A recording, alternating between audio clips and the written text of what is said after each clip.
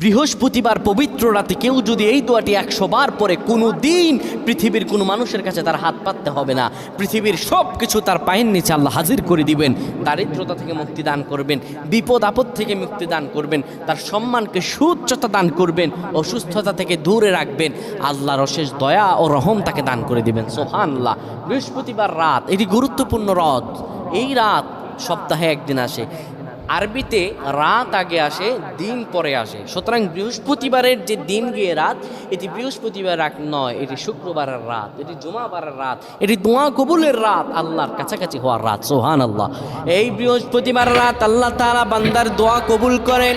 কেউ যদি বৃহস্পতিবার রাতে ঈশা নামাজের পরে পবিত্র হয়ে ইয়া হাইয়ু ইয়া হাইয়ু ইয়া হাইয়ু ইয়া রাফিয়ু ইয়া রাফিয়ু ইয়া রাফিয়ু এই দোয়াগুলো পড়তে পারে 100 বার, আল্লাহ রাব্বুল আলামিন